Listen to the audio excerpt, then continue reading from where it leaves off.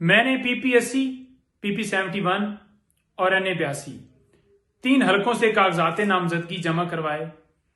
जो ही मेरा नाम आता गया अल्हम्दुलिल्लाह, तो लोगों ने इतना प्यार दिया, इतनी मोहब्बत दी, पोस्टें लगाईं और उसके साथ साथ जब सर्वे हुए तो 90% अल्लाह ताला के फजल से मेरे हक में रिजल्ट था और बाकी ये लोग थे। वो क्यों थे? क्योंकि जिस तरह मुश्किल हालात में इमरान खान साहब का साथ दिया, उनके साथ चलते रहे, डट के खड़े रहे, और जो इस वक्त मुल्क के अंदर पोजीशन है, लोग इमरान खान को बेपनाह प्यार करते हैं और यही इनको खौफ है। जिस तरह ये आपने देखा कि चाहते हैं कि नॉमिनेशन पेपर छीने जाएं, लोगों के तायद कुनिंदे, तजवीज़ कुनिंदे उठाए जाएं, इनको इलेक्शन में ना उतरने दिया जाए, और उसी तरह से ये चाहते हैं कि जो खान साहब के खिलाड़ी हैं, जो कप्तान के टाइगर्स हैं, फ्रंट फुट, या जिनके हवाले से जानते हैं कि ये इनकी पोजीशंस जो हैं वो स्ट्रांग हो सकती हैं या स्ट्रांग हैं, तो इन्होंने यही सोचा कि उनके पेपर्स जो हैं वो बगैर किसी जवाब के रिजेक्ट किए जाएं। तो जो यहां पर मुखालफिन थे, उनके अंदर वो लहर जो उठती हुई नजर आई कि जो वो परेशान थे, तो हमें इतला सारी मिलती रही। आज सुबह मैंने ट्वीट किया कि मेरे पेपर रिजेक्ट करने के हवाले से इंतजामिया के ऊपर प्रेशर डाला जा रहा है। रेवेन्यू डिपार्टमेंट, एक्साइज डिपार्टमेंट, दूसरा तीसरा सबको एक्टिव किए। किसी तरीके से 9 के जो पेपर हैं वो एक्सेप्ट नहीं होने चाहिए। क्योंकि आपको ये भी बताऊं कि PP80 से मरियम नवाज साहबा ने दरखास्त दी तो फौरन ही वहां पर मैं पहुंच गया और मेरी टीम ने भी वहां पर दरखास्त दी PP80 से, क्योंकि वो सरगोदा आई थी तो हमने उन्हें वेलकम करना था कि आप ये ना समझें कि कोई हल्का खाली है। अल्हम्दुलिल्लाह वहां पर 9 से 10 पाकिस्तान तरीके इंसाफ के रहनुमाओं ने पेपर्स जमा करवाए।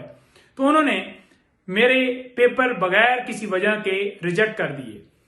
मैंने अब वो देखा है तो उसके अंदर ये है कि हमने इनको बुलाया है तो ये आ नहीं सके। इन्होंने आकर हमें तफसील नहीं दी, जो हमने इनसे सवाल पूछा वो इन्होंने बताया नहीं।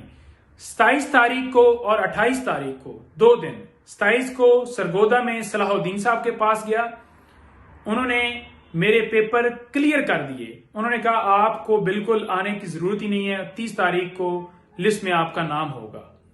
ठीक है, मैं उनकी बात के ऊपर यकीन करते हुए मैं जिद करता रहा, आप वीडियो देख लें, वो मेरी पड़ी हुई है, रिकॉर्ड के ऊपर है। मैंने कहा जी वो मुझे रिसीविंग नहीं दे रहे। इसी तरह से मैं यहां पर PP71 में जब मैंने पेपर्स जमा करवाया तो मुझे उन्होंने कहा कि ये जो एक्साइज की रसीदें हैं ये आप लेकर आए। मैंने वो प्रोवाइड कर दी। फिर ये कहना कि एक दिन पहले इसे बुलाया गया है, नोटिस भेजा गया है और ये आया नहीं है। मुझे कोई बुलाया नहीं गया, मुझे नोटिस भेजा जाता मैंने क्यों नहीं जाना था। जब मैं पेपर जमा करवाने के लिए चला गया हूं और मैं तमाम अपनी तफसीलात आपको दे रहा हूं, तो मुझे फिर भागने की क्या जरूरत है भाई। आपने मेरे तायद कुनिंदे, तजवीज कुनिंदे तो नहीं उठाए, तो आपने ये समझा कि अब पेपर्स जो हैं वो किसी न किसी बहाने से इनके रिजेक्ट करके इनको रेस से आउट किया जाए। तो हम नहीं जानते, कौम नहीं जानती, पूरे पाकिस्तान में यही हाल है। मैं देख रहा था लिस्ट कि जिन लोगों के पेपर रिजेक्ट हुए हैं, तो मैं हैरान हो गया कि अगर आपको इतना ही खौफ है तो फिर आप इलेक्शन क्यों करवा रहे हैं? फिर आप मान जाए ना हार। होता तो ये है ना कि आपने मुकाबला करना है तो ये सियासत है ना, सियासी मैदान के अंदर मुकाबला करें। ये तो आपने कबूल कर लिया, आपने हार कबूल कर ली, आपने मान लिया कि भाई वोटों से हम इनका मुकाबला नहीं कर सकते, तो लिहाजा इनके जो पेपर्स हैं वो किसी न किसी बहाने से जो हैं वो रिजेक्ट किए जाएं।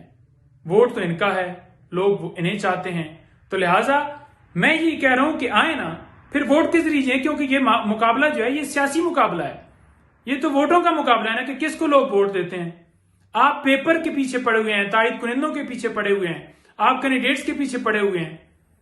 तो हमें पता है कि जिन लोगों को खौफ था, जो ही हल्के में नाम आया, मुझे सारी इतला है कि किन लोगों ने कॉल्स वहां पर की कि इनके पेपर रिजेक्ट होने चाहिए।